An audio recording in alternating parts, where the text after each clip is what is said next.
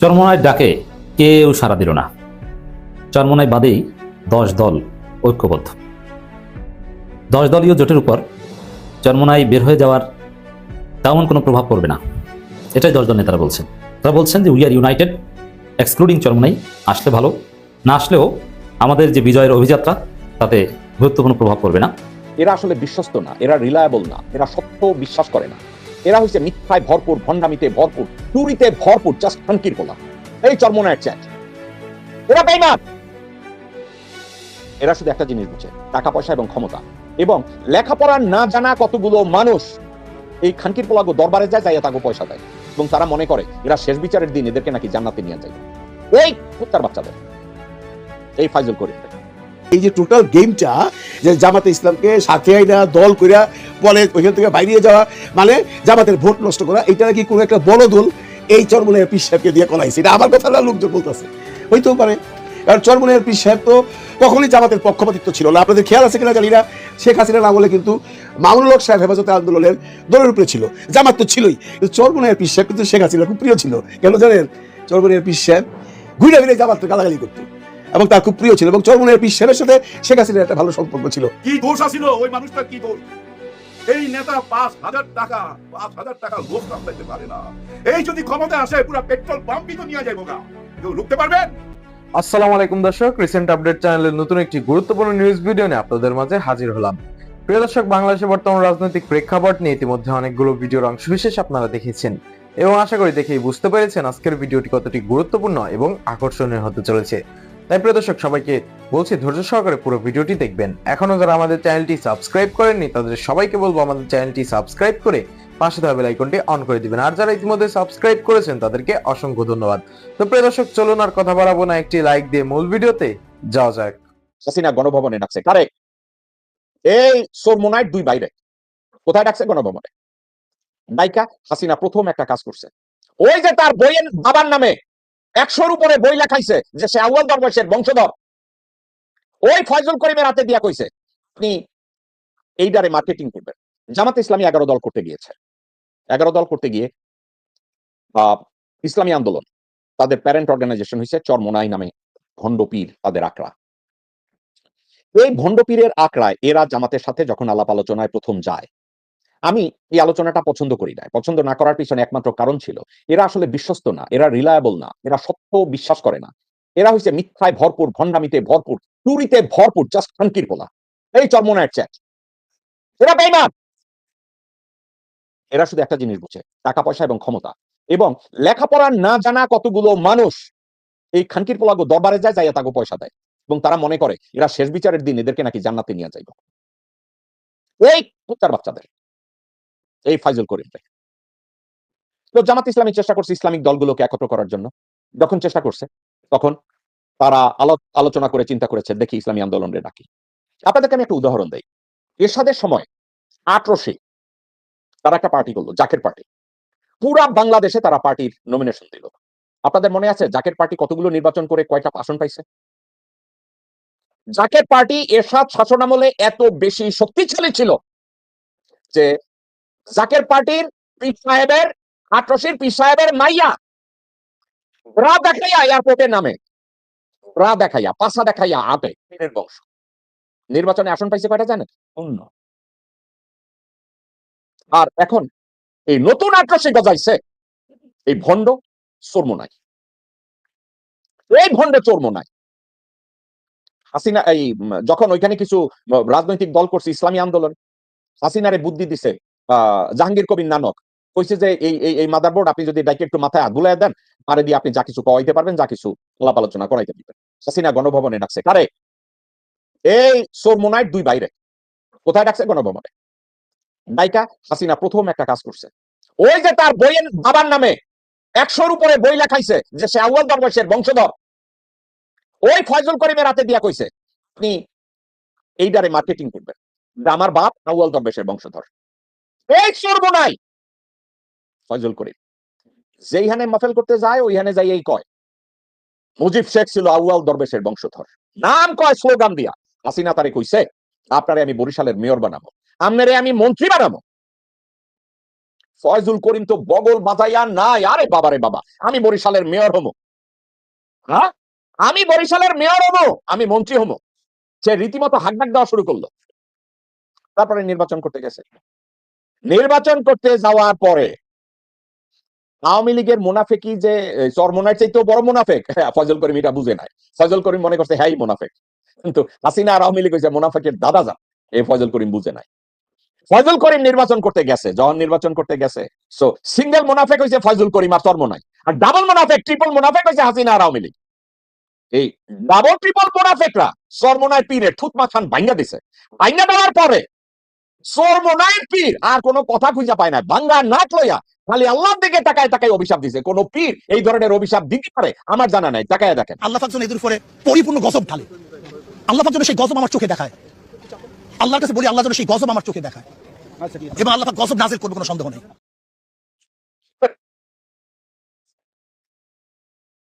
শকুনের দোয়ায় কোনোদিন গরু মরতে দেখছেন? শকুনের দোয়ায় গরু মরে না। এই মুনাফেক, এই সিঙ্গেল মুনাফেক যখন ডাবল মুনাফেকের সাথে কথা কাম করতে গেছে, আওয়ামী লীগ এবং হাসিনা ওরে তুতমা ফাটাইছে। এইবার জামাতের লগে সে প্যাক করতে যায়, কয় আমার 150টা সিট দিতে হইব। জাকের পার্টি 2। কেন জাকের পার্টি 2? আপনি কি জানেন ওই জাকের পার্টির সময় নমিনেশন যখন দিছে, তারা এত জনপ্রিয়, পুরা বাংলাদেশে আটরশির জয় জয়কার, অথচ পুরা বাংলাদেশে ইলেকশন হয়েছে, ভোট পাইছে, আসন পাইছে 0। এখন এই ইসলামী আন্দোলন নিয়ে যখন তারা কথা জামাতের সাথে সিট ভাগাভাগি করতে গেছে, তাই বলছে আমাদের 150 সিট দিবা। আমি আপনাদেরকে বলি, যা এই ইসলামী আন্দোলন পুরা বাংলাদেশে 5টা আসন পাবে না, 3টে আসন পাবে না। একটা যদি পায় কোন রকমে লাগাইয়া, পাইলে পাইতেও পারে। আর আদৌ অবাক হয়েন না এরা যদি একটা আসনও না পায়। আমি নির্বাচনের পরে আমি এই চরমোনাইরে নিয়ে আমি বলবো তখন যে আপনারা তো 88 চেয়েও খারাপ। এখন 88, আই এম সরি, এই চরমোনাই তাহলে এটা হইলো কেন, কেন হইছে সেটা শুনেন। এই চরমোনাই যখন জামাত ইসলামের সাথে 11 দলীয় জোট করতে গেছে, তারেক রহমান এবং তার দল চিন্তা করছে, খাইছে তো, এই চরমোনাইও যদি এখন জামাতের সাথে যায় তাহলে তো আমাদের সরকার গঠন করা সম্ভব হবে না। তাহলে এখানে আমি একটু মূলা ঝুলাই। হাসিনা ওই যে গণভবনে এটাকে মাথায় হাত বুলাই দিছে। তারেক রহমান কি করছে, নান্দির ঘরের 2 বান্দিরে পাঠাইছে চরমোনাইর এদের লগে কথা কইতে। নান্দির ঘরের 2 বান্দি এই চরমোনাইর লগে বৈশা কি কথা কয়, আতন নিয়ে কথা কয়। দেখ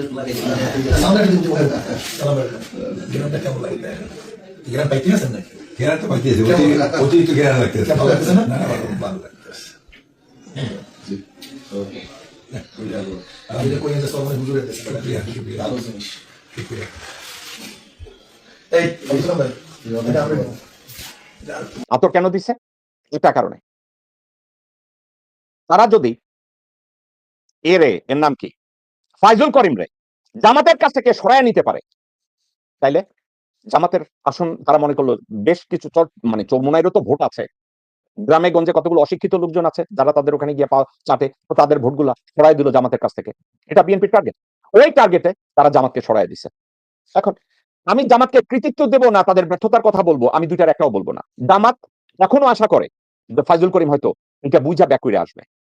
এখন জামাত ইসলামের অ্যাপ্রোচটা চরমোনাইর কাছে এটা হওয়া উচিত, সত্য কথাগুলো আমি যেভাবে বলি মুখের দিকে তাকাইয়া, যে পিসাব গণভবনে তো ঢুকছিলেন, গণভবনে ঢুইকা আপনার মুখ থেকে হাসিনা তার বাপের আউলিয়াগিরি শিখাই দিছে, হাওয়াল দারবেশের বংশধর। এখন তারেক জিয়ারে কোনটা বানাইবেন? আলটিমেটলি চরমোনাইর এই লোকজনরা একটা জিনিস বুঝতে ফেল করছে, সেটা কি জানেন? এই বিএনপি যাদেরকে শরিক দল হিসাবে নমিনি করছে না, যেখানে যেখানে নমিনি করছে প্রত্যেকটা জায়গায় ওই নমিনির চেয়ে বিএনপির যে বিদ্রোহী ক্যান্ডিডেট যাদেরকে দিচ্ছে তারা বেশি শক্তিশালী।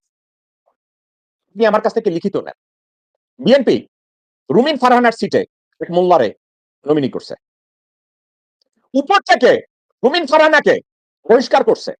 আপনি মোটেও অবাক হবো না, বিএনপি রুমিন ফারহানারে বলছে তুমি ইলেকশন করতে থাকো, তোমারে আমি পয়সা দিব, তলে তলে সাপোর্ট করবো। আবার ওই গণ অধিকার পরিষদের রাশেদ এবং নূর নমিনি করছে, কিন্তু তারা ওখানে বিএনপির বিদ্রোহী প্রার্থী যে তাদেরকে থামাইতে পারে নাই, কারণ বিএনপি তাদেরকে তলে তলে বলছে তোমরা যদি নির্বাচন করে উঠে আসো এসে আমাদের বিএনপিতে যোগ দাও। তাইলে ধরা খাবে কারা? ওই যে শরিক হইতে গেছে না যারা, ধরাটা তারা খাবে। চরমোনাই এইখানেই একটা বাড়ি খাবে, কারণ চরমোনাইরে বিএনপি লোভ দেখাইছে, মির্জা ফাক লোভ দেখাইছে, মোহাম্মদ সালাম লোভ দেখাইছে, আইও আইও রিকশা, আপনি আমার কাছ থেকে লিখিত নেন। এই চরমনায় পীর আবার নাকের মধ্যে দুইটা লাথি খাইব, সেই এই অভিশাপটা দিবে। আল্লাহ পাক যেন এদের উপরে পরিপূর্ণ গজব ঢালে। আল্লাহ পাক যেন সেই গজব আমার চোখে দেখায়। আল্লাহর কাছে বলি আল্লাহ যেন সেই গজব আমার চোখে দেখায়, এবং আল্লাহ পাক গজব নাজিল করবে, কোনো সন্দেহ নেই। আল্লাহ গজব ফালায়। শকুনে দোয়া করছে গরু যেন মরে। তার ছেলে হোল নাইট ডিউটি, কোথায় ডিউটি? তেলের পাম্পে তেল নিতে আসছে ভোর রাতের দিকে। যুবদল এক নেতা তেল নিছে, টাকা দিবে না, একবার এদিক যায় একবার এদিকে যায়। আমরা সিসি ক্যামেরার ফুটেজে যেটুক দেখতে পাইছি, একটা টাইমে ওই ছেলেটা তার পিছনে পিছনে যাচ্ছে, কোথায়? তার গাড়ির সামনে। 5,000 টাকা তেল নিছে। তো এই তেলের বুঝছেন, যদি ওই লোক না দেয়, না দিয়ে যদি চইলা যায়, এই ছেলের পকেট টাকা দিতে হবে তো, তাই না? হিসাবের টাকা তো, যার জন্য পিছে পিছে গেছে। ওই লোক গাড়িতে বৈশাই গাড়ি টান দিছে। আমার মনে হয় যতটুকু হাতটা চাপা পড়ছে, হতবা ওই যে শীতের দিনে কোনো লুজ কাপড় পরা ছিল, ওইটা চাপা পড়ে গেছে। গাড়ি টান দিছে, পিছে পিছে দৌড়াইতেছে, পারে নাই। ওইটা বাড়ি খায়া ওই মুহূর্তে পৃথিবী থেকে বিদায়। হাসপাতালে নিয়ে গেছে, বলছে নাই। ওই বাবা কাঁদতেছে। কি দোষ আছিল ওই মানুষটার? কি দোষ? এই নেতা 5,000 টাকা লোভ সামলাইতে পারে না। এই যদি ক্ষমতা আসে, পুরা পেট্রোল পাম্পই তো নিয়ে যাইব গা। কেউ রুখতে পারবেন না? পারবেন না। আরো শুনবেন আমলনামা। আর কি বলুন ভাই, বইলা লাভ নাই। আপনারা দিচ্ছেন নমিনেশন, এখন কে স্বতন্ত্র হবে, কে কিভাবে দাঁড়াবে না দাঁড়াবে তাদের ব্যাপার। কিন্তু দেখেন আপনারা নিজেরা আরো একজন। আজকেরই ঘটনা এই ময়মনসিংহ, কেন, কি কারণে আমি দেখাবো আপনাদের প্রমাণ। আচ্ছা, টাইম নষ্ট করে লাভ নেই, এগুলো সবাই দেখতেছেন। কষ্ট লাগে কি জানেন? সামনে নির্বাচন, এইসব দেখে কি মনে হয় নির্বাচন হবে? না, অসম্ভব। কারণ কি জানেন? আজকের দিনে এই যে আদালত পাড়ায় আব্দুল আউয়াল পিন্টু সাহেব কি বলছে, আচ্ছা ওইটা দেখাই আপনাদেরকে। না দেখালে তো বুঝবেন না। কারণ কি জানেন, সবাই সব ভিডিও তো দেখে নাই, তাই না? এই যে দেখেন আমাদের হাসনাত আব্দুল্লাহ, শুনেন কিভাবে এলিটটা কিভাবে মানুষকে ছোট করে।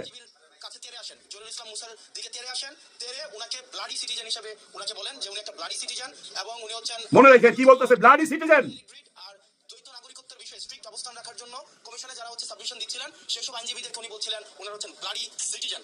কে বলতেছে এই কথাগুলা?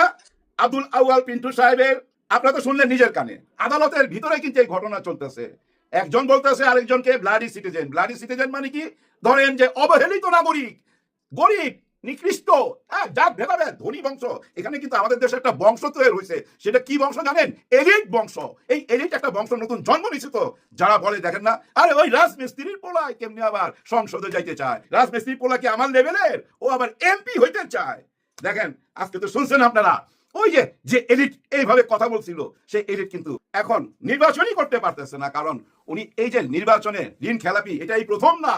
2001 থেকেই উনি এই ধরনের নাটক করে আসতেছিল। যখনই নির্বাচন আসে তখনই করে কি জানেন, আদালত থেকে একটা কাগজপত্র বাইর কইরা, কিছু একটা বাইর কইরা বলে যে না উনি হোয়াইট, উনি একদম গ্রিন। ওইভাবে উনি নির্বাচনে ইন হয়ে যায়। কখনই কিন্তু ওই আগের ঋণ আর শোধ করে না। উনি ঋণ খেলাপি বহুদিন যাবত। এই যে দেখেন যারা এলিট বংশ, নিজেকে এলিট মনে করে, আর মনে করে এই রাজমিস্ত্রির পোলারা, এই গরিব পোলারা যাকে ঘরের চাল নাই, টিন নাই, তারা সংসদে যাবে। আরে ভাই ব্রাদার, আপনারা তো জানেন সবাই, আমাদের হাসনাত আব্দুল্লাহকে ডাকছিল ইংল্যান্ড থেকে কেন ডাকছিল? লেকচার দেওয়ার জন্য। এই মাসের 3 তারিখে যাইতে পারে নাই ভাই। এই যে পাসপোর্টের ঝামেলা ভাই, ভিসার ঝামেলার জন্য যাইতে পারে নাই। তার যাওয়ার ইচ্ছা ছিল, ওইখানে যা লেকচার দেওয়ার জন্য ওনাকে ডাকে ওই রাজমিস্ত্রির পোলারে। আজকে দেখেন উপরওয়ালা এমন ভাবে পরিকল্পনা করে দিতেছে, হয়তো এই রাজমিস্ত্রির পোলা প্রথম, মানে যে 300 এমপি হবে না, ওই 300 এমপির মধ্যে প্রথমকে বিজয় চিনে আনলো ওই রাজমিস্ত্রির ছেলে হাসনাত আব্দুল্লাহ। এটা মাথায় রাখেন, হাসনাত আব্দুল্লাহ ওই 300-র মধ্যে প্রথম বিজয় চিনে আনবে। তার মানে প্রথম উইকেট পড়ে গেল আপনাদের। যা তা উইকেট না, কিন্তু 3বার 4বার সংসদে যাওয়া উইকেট। এটা মাথায় রাখেন। কেন এমন হইতাছে সেটার দিকে নজর দেন। আপনারা ওই যে জরিপ এগুলোর দিকে নজর দিয়েন না, নজর দেন ওই যে প্রথম দেখাইলাম যে কান্না করতেছে না, তাকে ঘরে আইনা জিজ্ঞাসা করেন যে বাপ তোর কষ্টটা কি, তোর ভিতর থেকে কেন হাহাকার, তুই তো আমারই দল, যারা মারছে তারাও তো আমার দল, ঘটনা কি, সেই দিকে নজর দেন। ওইটার উপরে গবেষণা করেন। ওইটার উপরে গবেষণা করতে হবে। 5,000 টাকার জন্য, মাত্র 5,000 টাকা তেল চুরি করার জন্য একটা জীবন নিয়ে চলে গেল, সেটা ভাবতে হবে, সেখানে নজর দিতে হবে। ওই যে বাপ এখন বুক থাপড়ায় কাঁদতেছে, হ্যাঁ বুক থাপড়ায় কাঁদতেছে না, সে বাপের কাছে যাইতে হবে। যদি যাইতে না পারেন সিকিউরিটির প্রবলেমে তাকে ডাইকা নিয়ে আসেন। ওই যে রিক্সাওয়ালা ভ্যানওয়ালা ডাইকা লাভ নাই, আপনার লোকদের নিয়ে বসেন। কারণ কি জানেন, 200 পার হয়ে গেছে তো অনেক আগে। আপনি আসার পরও যদি এভাবে উপরে যাইতে থাকে, আপনি মুখ দেখাবেন কি করে? আপনি আসার পর তো পরিবর্তন আশা করছিলাম আমরা কার কাছে আশ্রয় চাইবো? হ্যাঁ, আমরা আশ্রয় চাইতে পারি আমাদের আর্মি প্রধান, যে সেনা প্রধান ওয়াকার সাহেব, জানাব ওয়াকার সাহেব। আপনি অনেক দিন চুপচাপ, কোনো কথা বলেন না, সবই তো দেখতে পাচ্ছেন। আমাদের মনের কথা কি বুঝতে পারছেন না আমরা কি চাইতেছি? অবশ্য আমরা যা চাই তা আপনি দিতে পারবেন না। কারণ এই যে কয়েকদিন আগে একজনকে ভাই পিস্তল সহকারে ধরছিল, ধরার পর জিজ্ঞাসাবাদ করতে গিয়া উনি রাতের 12টার সময় পৃথিবী থেকে বিদায় নিছে। এই নিয়া বড় বড় দল থেকে ভাই ভীষণ ভাবে অভিযোগ, এইটা কি করলো, এইটা কি করলো। সঙ্গে সঙ্গে ওই আর্মি ভাইদেরকে আবার ব্যারাকে ফিরত নিয়ে আসলো। কারণ কি জানেন, ভীষণ ভাবে প্রতিবাদ। তো কিন্তু প্রতিবাদ হওয়া উচিত। এই যে প্রথম যাকে দেখাইলাম যে ভাইটা কাঁদতেছে, এখানে প্রতিবাদ করেন। ওই যে 200 পরিবার, 200 মা বোন তো তার সন্তান হারাইছে, সে যেরকমই হোক না কেন, ভালো হোক মন্দ হোক, ওই মা বাবা গুলো তো তাদের সন্তান হারাইছে, সেদিকে নজর দিতে হবে। গত 15-16 মাস কোনো অ্যাঙ্গেলে ভাই দেশের কোনো রকম আইন কানুনের কোনো কিছু উন্নতি দেখি না। বলি না ভাই, কেন বলি না জানেন? নেগেটিভ কথা বলতে চাই না। নেগেটিভ কথা বললে হয় কি জানেন, মানুষের ভিতরে নেগেটিভ ওই চিন্তা ভাবনা চলে আসে, তখন মানুষ অস্থির হয়ে যায়, যার জন্য বলতে চাই না। কিন্তু আজকে বলতে বাধ্য হইলাম। আপনারা যে ধরনের রাজনীতি করতেছেন, যে এলিট এলিট ভাব দেখাইতেছেন, ওগুলো সব বাদ দেন। বাদ দিয়া দেশটা কেন গত 15 মাসও সত্যটাকে সামনে নিয়ে আসেন, সত্যটাকে স্বীকার যান। সত্য স্বীকার না যাওয়া পর্যন্ত দেশের শান্তি আসবে না। আর ওই সত্যটা কি জানেন?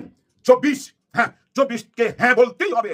আপনারা যারা না বলতে চান, যার জন্য এই অস্থিরতা, কোন মুখে না বলেন, কেন না বলবেন, কোন যুক্তিতে না বলবেন? না বলার তো কোনো অধিকারই নাই যদি বলবেন, তাহলে কি আর এখানে আসতে পারতেন? যদি না পক্ষে থাকতেন, আপনাদের তো হ্যাঁ পক্ষে থাকার কথা। হ্যাঁ পক্ষে ছিলেন বলেই তো ভাই আপনারা আজকে আসতে পারছেন। এই জুলাই গণ অভ্যুত্থান হয়েছে বলেই তো ভাই আজকে আপনারা আসতে পারছেন। জুলাই গণ অভ্যুত্থানের কে কোথায় আছে হয়তো আমরা খুঁজে পাবো না, কিন্তু তাদের মাঝখান থেকে একটা প্ল্যাটফর্ম করা হয়েছে, নাম দেওয়া হয়েছে এনসিপি। আর একবার চিন্তা করেন, এনসিপি নামে যদি একটি দল তৈরি না হইতো, তাহলে জুলাই গণ অভ্যুত্থানে সবাই হারিয়ে যেত তো ভাই। আপনাদের পরিচয় এই দলটাই বহন করে এনসিপি, যাদেরকে নিয়ে ভাই সবাই টেনিস বলের মতো খেলছিল। তারপরে দেখেন সঠিক জায়গায় চলে গেছে, সঠিক রাজনীতির দিকে চলে গেছে। এখন আপনারা সবাই এসে আলোচনা করতেছেন, চরমারায় পীর সাহেব চলে গেছে, চরমারায় পীর সাহেব চলে গেছে, দল ভেঙে গেছে, 11 দল ভেঙে গেছে। আবার চরমারায় পীর সাহেব বলতেছে, আমি ভাই প্রথম তৈরি করছিলাম এই প্ল্যাটফর্ম, সমঝোতার প্ল্যাটফর্ম আমার হাতে তৈরি। কিন্তু মজার ব্যাপার কি জানেন, উনি যে চলে গেল, 10 দলের একটা দল তো ওনার সঙ্গে গেল না। ওনার হাতে তৈরি হইলে ওনার সঙ্গে কাউকে নিতে পারলো না কেন? তার মানে কি জানেন, উনি 10 দলকে বাইর করে দিছে। হ্যাঁ, এই তোমরা 10 দল বাইর হও, আমি একাই। এটাই বুঝায় না? প্রিয় দর্শক, ইতিমধ্যে আপনারা আমাদের পুরো ভিডিওটি দেখেছেন। ভিডিওটি দেখে কি জানলেন এবং বুঝলেন, অবশ্যই আপনাদের মূল্যবান মতামতটি আমাদের কমেন্ট বক্সে জানাতে ভুলবেন না। এখনো যারা আমাদের চ্যানেলটি সাবস্ক্রাইব করেননি, তাদের সবাইকে বলবো আমাদের চ্যানেলটি সাবস্ক্রাইব করে পাশে থাকা বেল আইকনটি অন করে দিবেন, এরকম নিত্য নতুন প্রতিদিন গরম গরম নিউজ আপডেট পেতে। ধন্যবাদ সবাইকে।